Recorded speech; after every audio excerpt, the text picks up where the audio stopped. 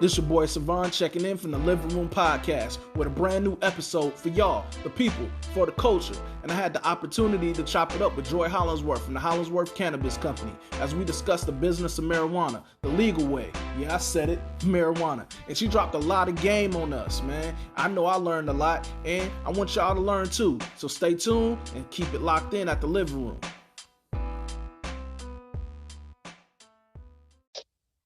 All right. Thank you for checking in with the Livin Room Podcast. We now have Joy from the Hollingsworth Cannabis Company here to join us. And this is a special interview I wanted to do because it's going to be very informative.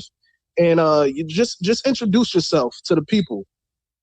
Yeah, absolutely. So, well, first of all, Savon, thank you so much for having me on your podcast. Looking forward to connecting and talking about a little bit about what we do.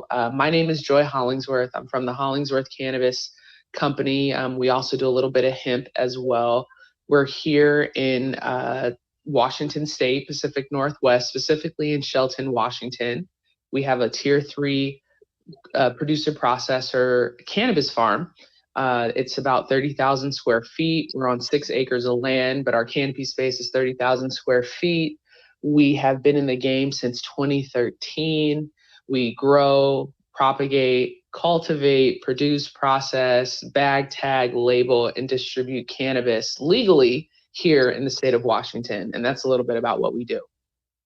Man, that's pretty big because you guys, that would make you all like one of the biggest cannabis farms in the country, correct? That's correct. There are other farms bigger than ours, but we're the largest you can be in Washington State. And I think the thing that's a little bit uniquely about us is that we're Black owned and operated. We're family owned and operated. So it's our family that we're Black owned. And that's, I think, the little bit more unique about what's going on about our farm. And that's pretty cool because it's all Black owned. And, you know, it gets rid of the negative stereotypes that was reinforced about marijuana linked to, you know, Black people. You know, now we have flipped it and we have one of the biggest marijuana growers, Black in the state of Washington. That's pretty big, you know. Yeah. Considering everything, you know, with the misconceptions between Black people and marijuana, of course.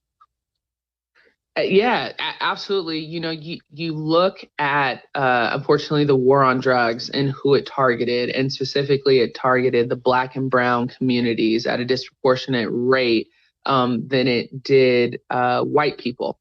And so what happened was with the war on drugs is, you know, you criminalized behavior. It was a large people of Black and brown, specifically males, were locked up for nonviolent drug offenses. So if you had an ounce on you, if you had a pound, what have you, you were sent to prison, and you were, you know, you came out a convicted felon. Well, then when legalization shifted and you had the recreational market for cannabis, now you were allowing people to be able to profit on cannabis and marijuana for the same drug that people were being locked up for. And so now you're seeing a large disparities where it's been commercialized, but you see a lot of people that are Black and brown folks that do not have the opportunity to get into this industry because of the big barriers set in place on an ownership level. And it's unfortunate that now we can't profit from this green rush where our families were torn apart during the war on drugs. So we're trying to create a pathway for social equity within the cannabis industry, and also create a different perception as being a family who all, you know, connects with pot, connects with the plant, grows it with our hands, and just, you know, be a leader in that aspect.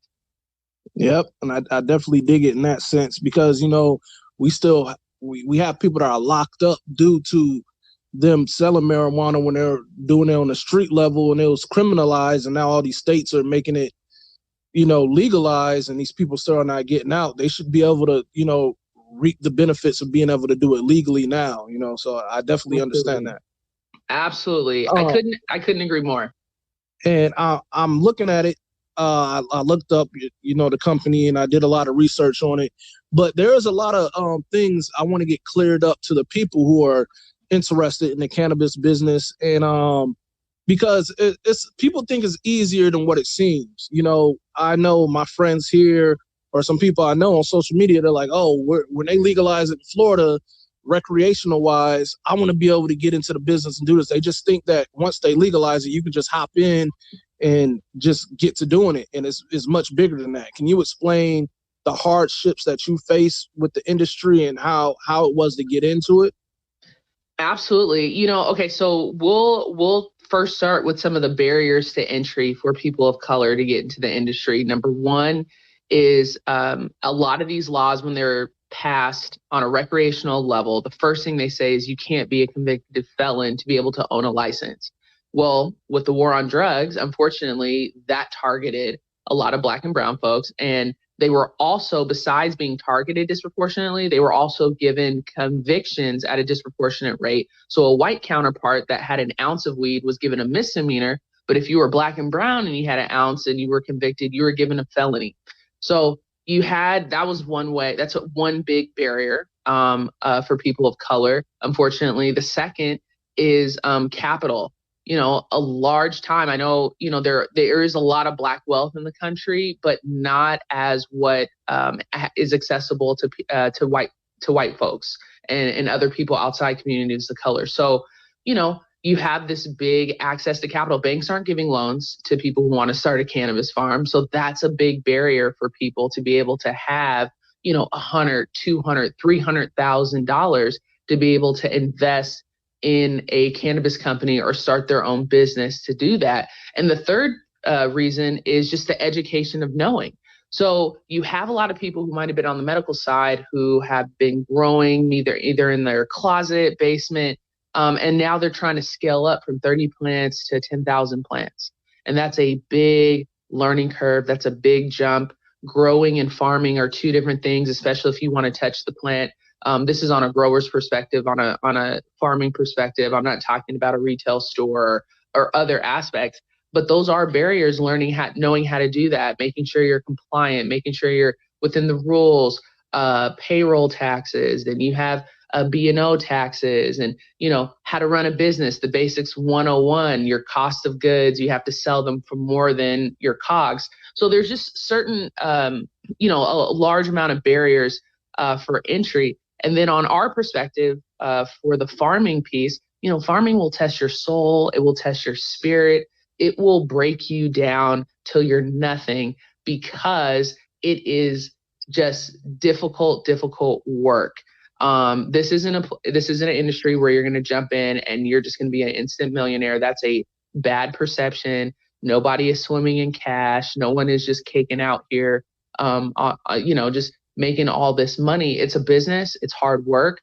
The tax structure, people have to remember that because it's not legally a federally legal business, that there are taxes associated with it. We call it the Al Capone tax, which is the tax that even though you're running a business that's not federally seen as being a legal entity, you still have to pay taxes. So you don't get tax breaks that other businesses do. You don't get write-offs that other people do. You know, we're paying upwards to about 50% taxes based on what our business is. And in Washington State, we have also the highest tax rates for sale direct to consumer, which is 37%, which goes to fund education, social services, policing, hospitals, different types of, you know, avenues that the state is lacking funding in. You know, cannabis helps subsidize some of that.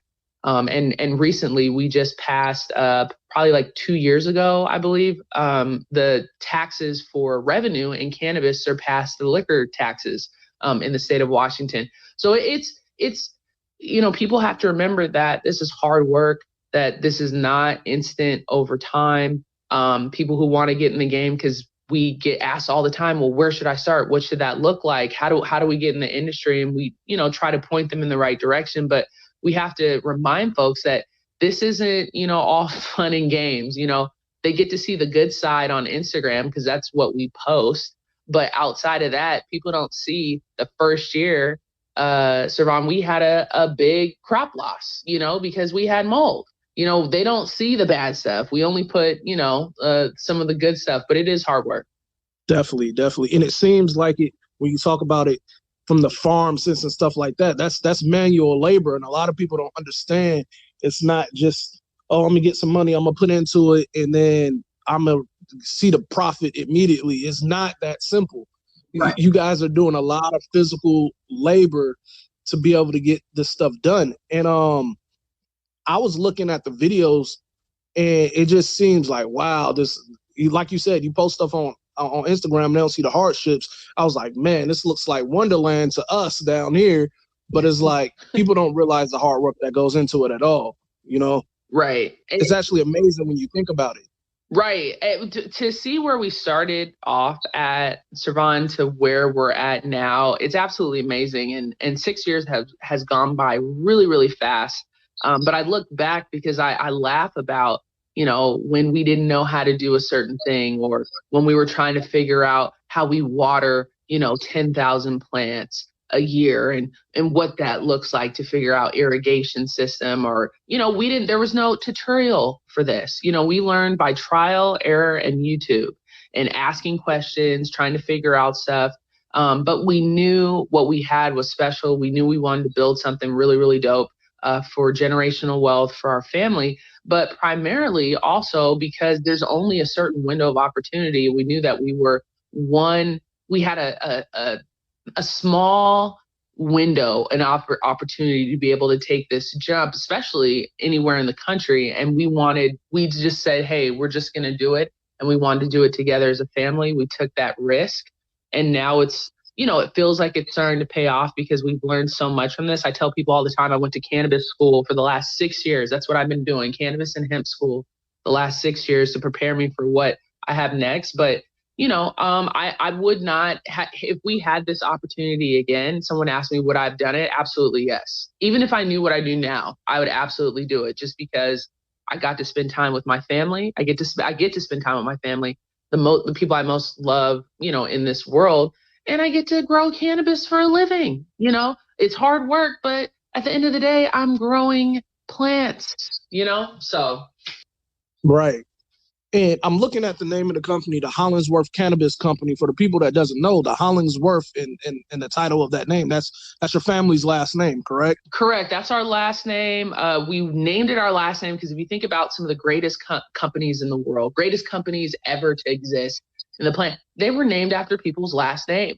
And we're not saying we're one of the greats, but we want to be one of the greats. That's what we're striving to be. And we wanted to make sure that when people thought about our company, that it was our last name. We're proud about that. Everything that goes out has our last name on it. So we make sure that we're giving people what we would give our mom or our grandmother to be able to enjoy, that, people know that we're prideful about that we're not just a brand. We're an actual entity. We're a family. We wanted to create that. The part of the brand is our family. So absolutely. And even with the name being, established with the company, you guys have a cool acronym. It's THC. So that's very creative. The last name of the company matches up like THC. That's very creative for all the real weed smokers or anybody who's informed about weed. THC. That's pretty dope. Thank you. So another thing that I want to touch down on is like you name some of the hardships of being in the industry, but how do the laws of that limit what you all could do? Because there's a lot of states that still don't approve of it being legal on a recreational sense, but some are medicinal, like here in Florida. With how distribution goes for you all, how does the laws kind of affect your side of the business?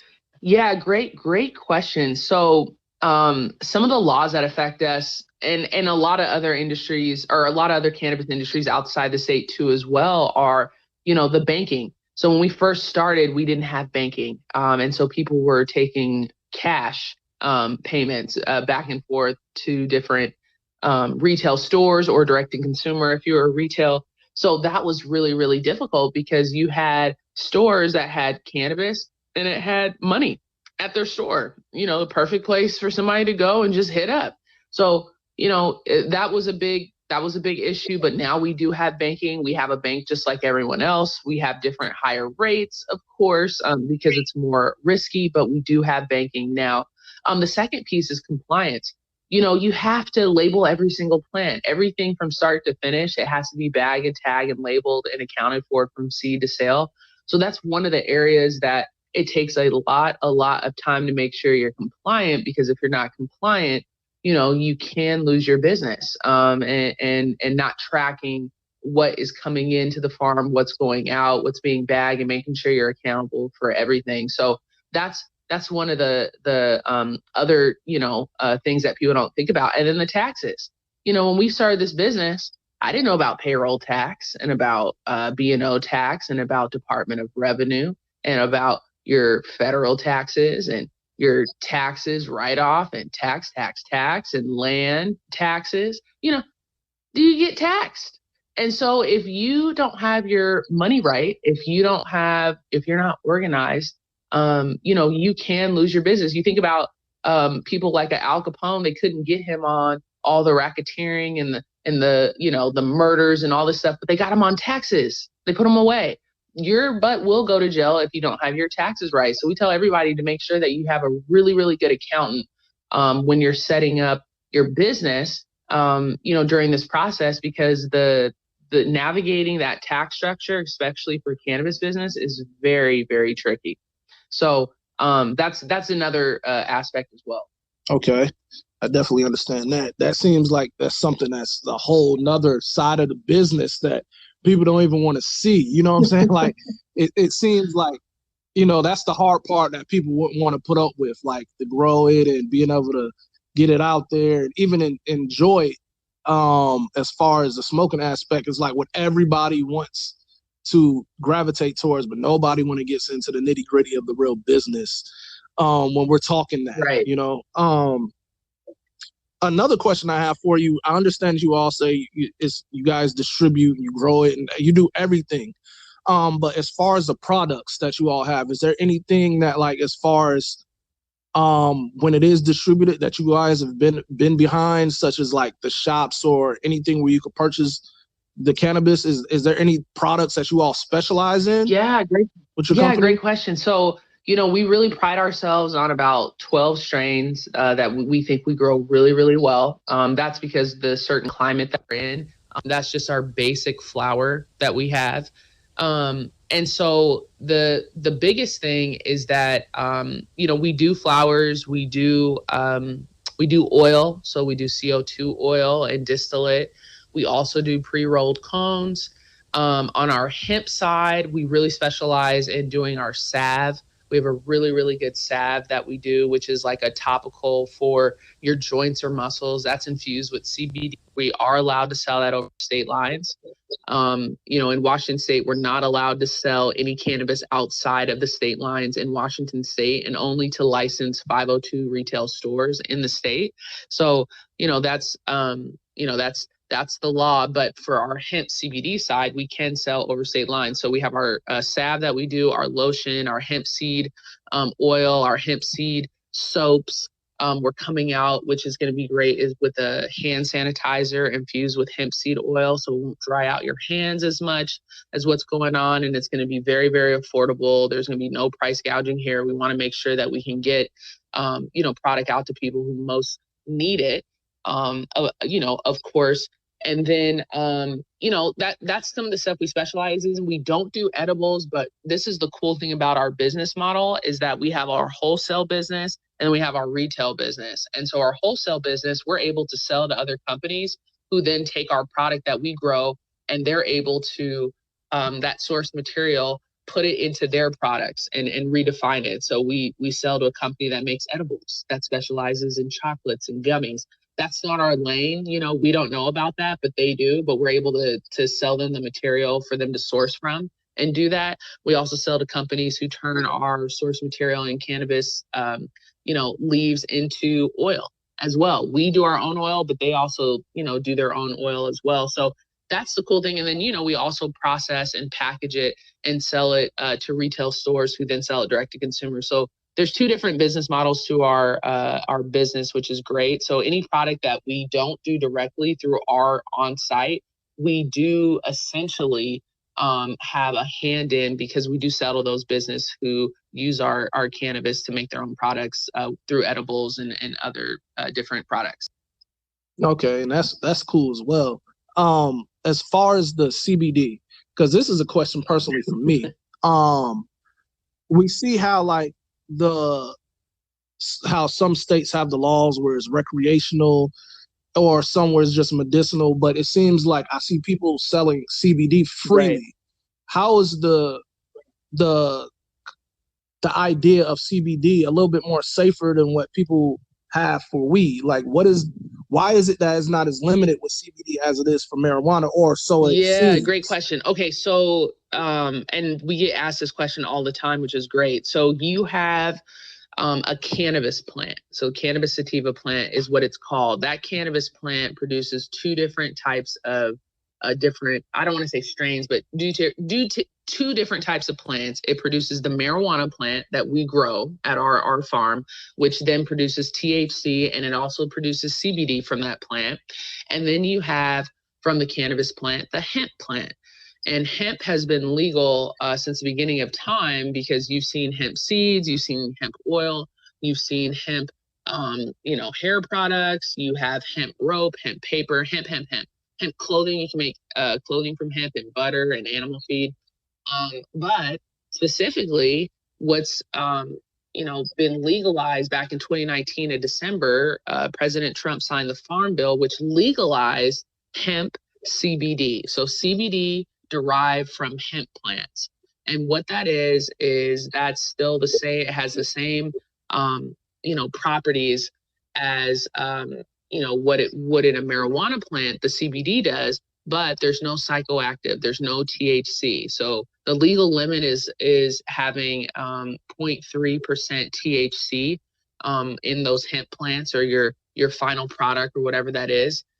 You're able to sell CBD derived from hemp. And what a lot of people don't understand, a lot of the CBD that's coming from the world and hemp is coming out of China. And they produce a large amount of the hemp that's worldwide. The other places that are large manufacturers for hemp are Kentucky. That's why the senator, which I'm drawing a blank right now, I forgot his name, Mitch McConnell, there he is, was a proponent of pushing the farm bill because a lot of the rural areas in Kentucky were growing hemp and they were able to sell it, all around the country. So that's why he pushed that because hemp CBD is big out there. Colorado produces a large amount of hemp. California, Oregon, different southern states, they produce a lot of hemp. North Carolina is going to start coming online, producing a lot of hemp. There's a lot of pockets where hemp is produced in the country, but that's the difference of that. CBD has been known to help with, and I can't say it cures because that's illegal, but you can say it helps alleviating with different inflammation, anxiety. There's different uses for hemp CBD that people find helpful for their own personal use. Got it. And No thank problem. you for answering that question. We see a new resurgence of like now celebrities and ball players and retired ball players and rappers or anything getting into the industry. Have you all been able to have the opportunity to work with any of them, or anybody has reached out to go into the business to put out a product or something they want to have going within the cannabis absolutely. company? We one of our family members, our cousin, is Nate Robinson, who played in the NBA for a little bit. 11 years. That's not a little bit. That's a nice career. So played in the NBA. And Right. we decided to work on a product with him called Hero, which is our CBD stick infused with different properties of essential oils. Something where an athlete can use on their muscle aches, joints. We're going to be relaunching that product, after this COVID-19 thing settles down, and we can kind of get a hold on it. The United States can, just to make sure that people are safe. But get that relaunched and get that out there and going. And then, we've had some other people. I mean, it's been cool, after we were on Anthony Bourdain's show and connecting with him and had dinner with him. We were reached out, with some people to be able to link up with and connect with, which has been amazing on that part. But yeah, I think where our primary focus is, honestly, is to focus on our brand and what we're trying to do, and to make sure that we continue to protect that and get our product as out there as much as possible. That's why we shifted to the hemp side, because we're not allowed to sell outside the state lines for the marijuana side. The hemp side still has the Hollingsworth brand, but we can sell it over state lines because it's hemp seed oil, it's hemp CBD, and we can get it into the hands of people who might not have known about our company but want to know more. Get it down into, Florida, Atlanta, for Georgia, New Orleans, on the East Coast. Our big launch was going to be this year at Essence Festival. Unfortunately, that festival got canceled and or postponed, and we're going to see if we can launch it there, and get some more exposure. So absolutely. Got it. And say, for going in the future, if these states start opening up for recreational uses, everything, that creates more of a booming business for you all? Or how would that usually go? Like, say it's medicinal here in Florida, but if we open up recreational, that will make it bigger for more distribution for you yes all, and right? no. So on the hemp side, like you all on the hemp side, yes. We would be able to, we still can, but it would be more like points of sale that we could connect with more people in the industry. I think on a level where it's on the marijuana side, it's more of a consulting side. So it would, we'd be able to consult with people to help them start their business. Or if it's a state where we say, hey, like, we really feel like we can go in here and make a splash and, really create that brand. Hell yeah.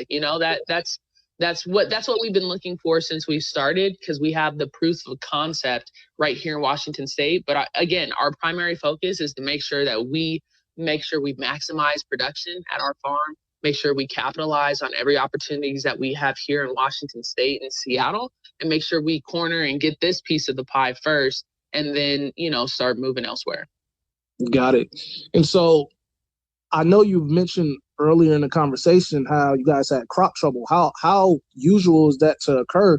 I know Seattle gets a lot of rain. I know you guys have. I seen the tour of the farm and everything, but how often does that affect you all with the weather and the crop issues? Yeah. How does that happen? How often a lot, does that occur? Farming since the beginning of time, if you're a farmer, you account for some type of crop loss. You're going to have it, just because you have 10,000 plants a year, you can't expect to not lose one of them.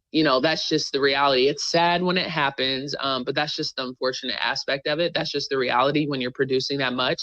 The goal is to limit that amount. So, to get better and better. But the stuff that we're fighting with up here is, humidity issues and mold, because it does rain a lot. I remember that first year it rained for 3 weeks straight in August, which August traditionally is a dry and hot month. But for 3 weeks, it was not dry. It was cold and humid. So those really affected the plants. And, unfortunately, we lost a couple of greenhouses that year. And when I say greenhouses, meaning we lost the whole plants in the greenhouses, we have 8 of them. And so, you just like, okay, we lost 2 whole greenhouses, which each have 300 plants. So that's 600 plants that, did not turn out the way we wanted to.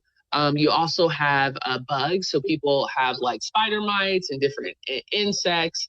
The way we combat that is naturally through ladybugs. Ladybugs are great. So we produce a lot of ladybugs that, come out to the farm and they can, just go ahead and start eating those bugs. So like the natural cycle of life. And then neem oil. Neem oil is a great oil to put on your plants to help protect them and keep them, away from the predators of cannabis plants. So, there's different stuff, you have rain, you have maybe sun, it might be too hot, so you have to water the plants even more.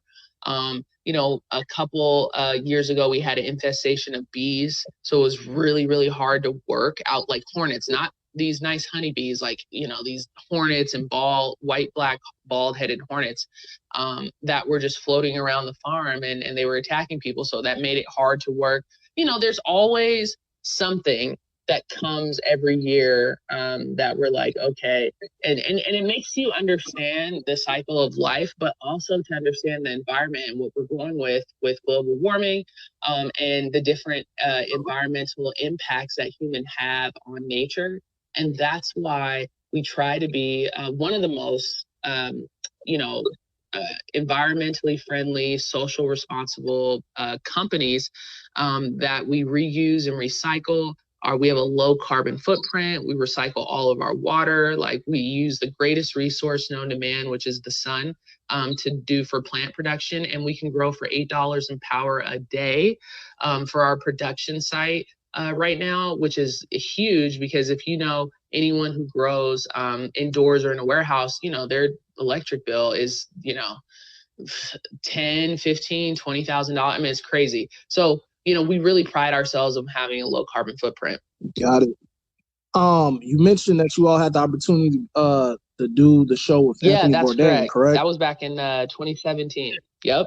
2017. How did that come about? Here's the crazy thing. So we had done our farm tour video. We had been featured in the Seattle Times and some other just like local media stuff that was highlighting, you know, this family turned farmers, Black family specifically, and that story narrative. So, you know, we were just on Facebook and had our thing, and randomly they found us. They saw the video through, I guess, the Seattle Times submitted their documentary through the New York Times, because the New York Times has a documentary, you know, awards. That documentary got second place. It was passed on to the 0.0 production team, which is the production team that's responsible for filming stuff like Rotten on Netflix. They do the different documentaries that are on Netflix as well, like other outside of food stuff. And they were responsible for filming CNN, like Anthony Bourdain and David Letterman's show, My Next Guest Is. They saw our video. They hit us up through Facebook. Next thing you know, they're on an Uber here out to our farm from Seattle to Shelton. If anybody knows how much that is, that's about a $400 Uber, right? From Seattle to Shelton, which is far, 90 minutes outside Seattle. And they came to our farm and they're like, hey, we really want you guys to be on this show that we film. And we didn't know who they are. We're just like, yeah, okay, we've heard that plenty of times. And the next thing you know, they're talking about dinner with Anthony Bourdain. And it just turned into something that was really, really dope. We had a great dinner with him. Unfortunately, rest in peace, Bourdain. It was an amazing experience. And the last thing he said to me, which is kind of cool, was, because we were like, yo, we were so nervous. Thank you for the opportunity. And he was like, we're going to make you guys look like effing rock stars. That's the last thing he said to me. And then he walked away and went to light up a smoke. So, you know, that's my last memory, having a great meal and then having that man say that to me. And, you know, that's what I'll cherish. Yeah, that's pretty cool. That's very cool, actually. You know, even to have you all have the recognition as a Black cannabis grow company is just like, that's amazing. We would have thought that you would have been able to say this years ago, you know? So that's actually a big feat. I got another question for you. So say if you have somebody who has done the research and done everything they can to get into the business, what advice would you be able to hand down to somebody who is Black as well and is looking to get into the company? Yeah, absolutely. I mean, to the industry. This is the first thing I tell everybody. You don't have to touch the plant. Like, if you want to get into the industry and you don't want to farm, you don't have to touch the plant. You know, look at Amazon. They don't make or grow not one thing on their website, but they're just really good at logistics and being a distributor and creating that point of sale, you know, integrated user connect with people. So, you know, that's a primary example. I'm not telling everybody they can be the Amazon of weed and cannabis, but what I'm saying, my point is that you don't have to touch the plant. You could think of different ancillary businesses to create a business for yourself. So just like any industry, cannabis needs lawyers, it needs accountants, it needs salespeople, it needs technology and information. Information is huge. Data, you know, it needs banking. There's all these packaging. There's all these ancillary businesses that people can come up with to create to be able to support the cannabis industry. The second thing is, I tell people, you got to know your local laws, because local government will shut down you first, then President Trump. So if you don't know your local laws, if you don't know your local government, if you're not aware of your council person, your district, where you live, zoning, land, all that aspect. You have to know that first if you're trying to get into the industry on where you want like a brick and mortar spot, or if you want a farm, you have to know that. And then the third piece is to do your research. For you to continue to like find different ways to get into the industry, save your money so you can figure out what that looks like, and really invest in yourself. If you're in a state that is probably never gonna, if you feel is probably never going to legalize cannabis, and you really want to get into the industry, I know a lot of people that have moved out here to Washington State, or moved to California, or moved to Oregon, relocated themselves because they wanted to get in the industry that bad that they've moved to a place that would give them that opportunity. Or they can continue keep fighting the fight in their own state to legalize that. But that's, that will take time. So those will be like the biggest three, I would have to say. Local government, know who, figuring out if you want to get into an ancillary business, and then figuring out if you want it bad enough, right now, immediately, and want to relocate just to get that experience, that might be something to consider. Got it. And Joy, what is like your specific role within the company? Because I want people to know what is it that you actually do. A little bit of everything, black girl magic around here. No, I'm just playing. So look, my brother and my dad, my brother does the growing. He does everything outside. He's the grower. He propagates everything. He cultivates. That's his job. That's what he did well when he was growing in my parents' basement. And that's what he does well now. I do all the operations, the compliance, the media stuff on our website. I make sure, I produce all the videos, all everything that you see that has some type of Hollingsworth cannabis brand, like logo or anything. That's what I do, which I love doing. So I do that packaging stuff. And then my dad, he is like the floater. He's a retired guy. He just floats around and just does whatever anybody needs, but mostly helps my brother out, which is the day-to-day operations of the farm. And then my mom, who she really prides herself of being the connoisseur, she just, she smokes the cannabis and tells us if it's good or not. And that's it. And she loves doing that.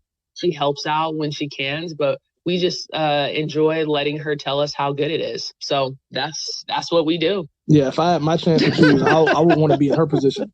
Yeah, like she's the connoisseur. That's what she goes. I want to be the connoisseur. It's like, all right, Mom, go ahead. I dig that. And as far as the weed grow industry, how far do you see it growing? Like, how big do you actually see this getting to in the next? Let me tell you this: cannabis will take over alcohol sales, and the reason why is because we know that millennials like to, they like different, I would say, medicine choices, right? To help alleviate certain things. So, obviously beer will always be there, alcohol will always be there, but you see a reason why tobacco industries are investing $300 million in cannabis companies in Canada. Like, there is a reason why Philip Morris and all these pharmaceutical companies are investing billions of dollars to get into the cannabis industry and do research and try to find the different properties of the cannabis plant. That's a reason. Okay. So we're going to see a shift where you're going to see cannabis plants, literally that money generated from the cannabis plants, however you partition it, however you turn it into, however you refine it, whether it's through adding it to a drink or cannabis oil or making pills or, creating a CBD product, whatever it is, whatever you can make from a cannabis plant, we're going to see that take over the sales of any other medicine in the country in the next 10 to 15 years. I strongly believe that. Got it. And with the whole COVID situation, how does that put a halt to your business, or has it slowed up anything, or are you guys just business as usual? Look, you have Washington State has deemed cannabis businesses as essential. One large part of that is because it's 37% taxes coming into that. So that was like a no-brainer. But, you see a lot of people that have never smoked cannabis before are in their house all day. They're stressed out. They're like, yo, what is the best strain? What would you recommend? What should I go get? You're starting to see them consume cannabis because they're stressed. So you see a new I think cannabis has found its way into people's homes that never thought that they would do it. So you found a new consumer on the market that's trying to get cannabis. And I think for perspective, COVID, how we're trying to tackle some of the issues that are going on with COVID, just us as a family and then a company through our hemp side, is we partnered with, your uncle with emergency feeding program and them tackling food insecurities with people of color, because that is huge right now. The resources are not trickling down to communities of color who need to access food, because right now the two biggest things people need are food and money, money to pay rent, food to eat. And so what we're seeing is, a large increase in demand for food from Black and Brown communities, from communities of color, from senior communities. We're seeing that demand right now. So we've partnered with Emergency Feeding Program to try to help in that aspect. And so what we're doing is we're launching our hand sanitizer here in the next week. And every product sold, does not matter if it's a salve, lotion, soap, we do not care. We're donating one meal to Emergency Feeding Program. So however, that doesn't matter if someone buys something all the way in New York, we ship it out to them. One meal is getting donated back to Emergency Feeding Program to help alleviate some of the costs that they have incurred since COVID-19 with the increased demand, because they went from going to doing 12,000 meals a week, with supporting the community, to 64,000 meals a week. And that is a drastic jump. When you scale that fast in that shorter time, there are a lot of associated costs that you have with increasing that production. So we want to help with that. We're passionate about that, especially communities of color, and helping our people be able to access fresh food, good food. That's really our goal. Yeah, shout out to my Uncle Glenn up there in Seattle doing big things with the emergency feeding program. And it's good to see you two work together for the greater cause. Really, it's very big what you all are doing up there. Yes. I do have another question for you. And this is something that's subjective to all of us, but what do you think is some of the biggest misconceptions that all Black about people marijuana? are potheads, that everyone just smokes weed every day and they're lazy, that weed is a gateway drug into everything else. If you use weed, then I got hooked on heroin pills and then I was an addict for years. No. Okay, that for someone's perspective, that might be theirs, but I think that's a big misconception about the plant. We jumped into the industry because of a number of reasons. Number one, generational wealth and creating opportunity for us to be able to pass something down to our kids and our grandkids, the kids we don't have yet, but the ones that, are going to come, and their grandkids. And second, we were always introduced to cannabis on the medical side. So my mom has scoliosis, right?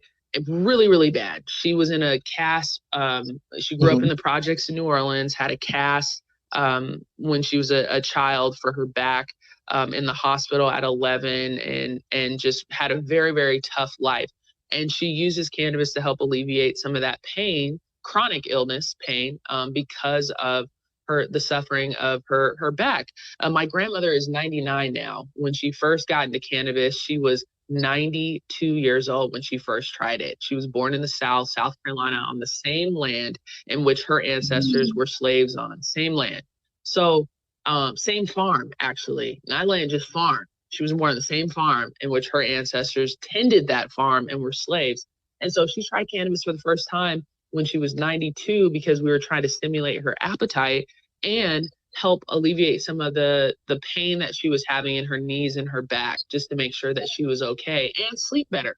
So, and then my uncle, who is my dear uncle, who actually lives with my grandma now, and my aunt as well, he is paralyzed from the neck down. And he went into the hospital for a surgery. Unfortunately, it didn't go well, and he rolled out of the hospital.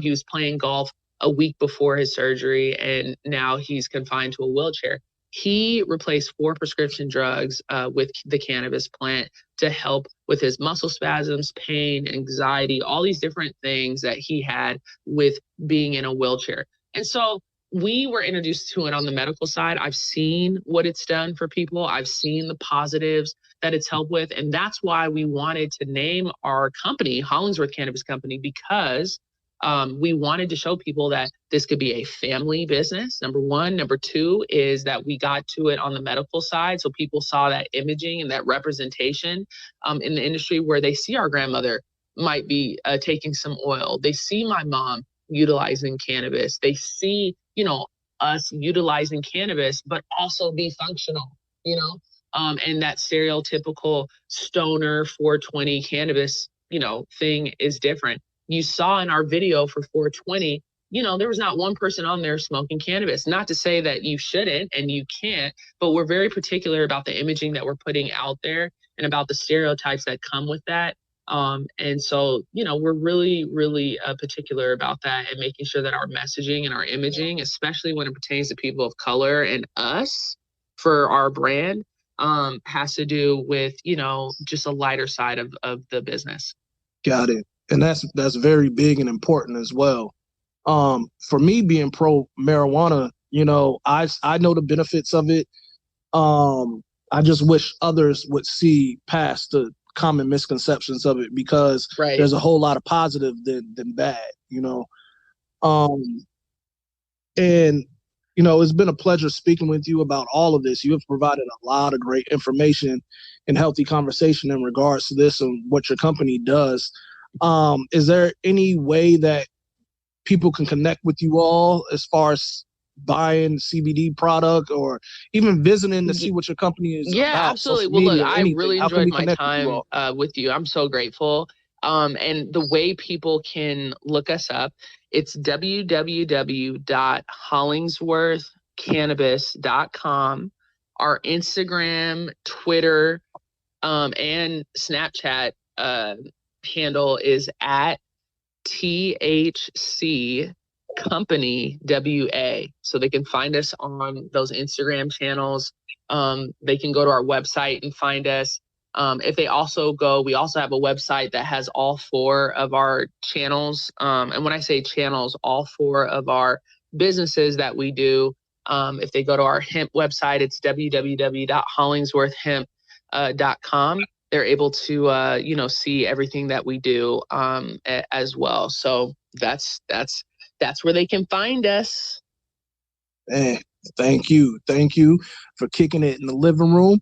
And is there anything else you want to say to the people before we wrap this up? No, look, Savannah, I'm so grateful, and I love working with your uncle at Emergency Feeding Program up here in Seattle, which is super fun, feeding the people. I really, really want to use our platform, bro, to really highlight and showcase the Emergency Feeding Program. We're going to be trying to do that for the next couple of months here during this COVID-19 thing, because we know that it's such an important need, and it just doesn't feel right for us to try to push and sell cannabis, which, we would like to, without highlighting the work that's been doing by these first responders on the front lines to help with the COVID-19 and the stress that they're going under. So we want to be able to use our platform to highlight some, African-American nonprofit on the front lines of that. So, thank you for the opportunity and for being able to share that, and look forward to meeting you one day and having you up here in Washington doing a farm tour, bro.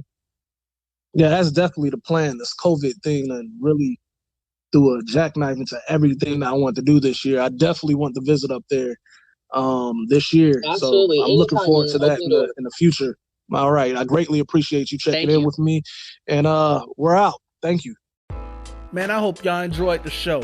I had a good time chopping it up with Joy, man. I learned a lot. I hope y'all learned a lot. And stay tuned, because I got newer big things popping coming soon. Coming real soon. So y'all check in with me. And remember, before you step in the living room, take your shoes off.